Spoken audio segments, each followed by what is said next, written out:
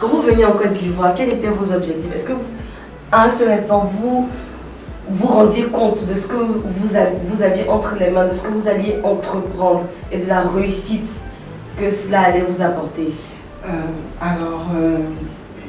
Merci pour le mot réussite parce que c'est quand même assez lourd pour moi. Je dirais pas réussite, je dirais réussite professionnelle. Alors lorsque je venais, effectivement, j'avais quelque chose qu'on ne pouvait pas m'arracher, et cette chose, je pense que les jeunes doivent l'avoir, c'est la confiance en soi et c'est la compétence. On dit toujours que le travail paye, l'excellence paye, et c'est indéniable.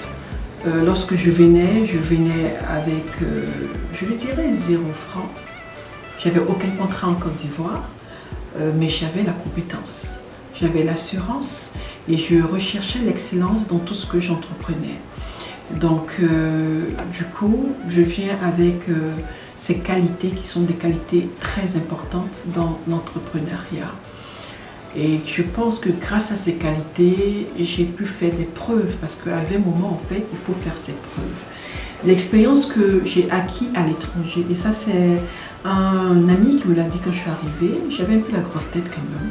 Je lui disais, ah non, je sais faire telle chose, ah, ici ce n'est pas comme ça, je peux apporter, et beaucoup de gens le font. Hein. Alors j'avais la grosse tête, et il m'a dit, tu sais quoi Isabelle, même si tu as fait tes preuves, tu as eu une expérience à l'étranger, on ne te connaît pas ici. Ici, il faudrait que tu fasses tes preuves. Alors, ça m'a fait comme un déclic. C'est comme si on me disait qu'il fallait que je reprenne à 0. Il fallait que je prouve, il fallait que je montre que je mérite. Voilà. Et que le CV que j'avais à l'extérieur, ici, n'avait pas de valeur. Donc là, c'est aussi une leçon de vie. Ça nous apprend à être humble. Parce que l'humilité, en fait, on la voit dans les actes et non dans les paroles. Voilà. Donc du coup, j'ai remis mon CV et le compteur à 0. Je me suis dit, bon Isabelle, c'était en 2010, 2011 pratiquement, tu reprends à 0. Et quand tu reprends à 0, je ne viens pas devant un client pour lui dire, je connais, j'ai. C'est plutôt devant un client, je pourrais vous apporter. Donnez-moi l'occasion, l'opportunité de vous prouver. Et là, effectivement, ça m'a permis, certes,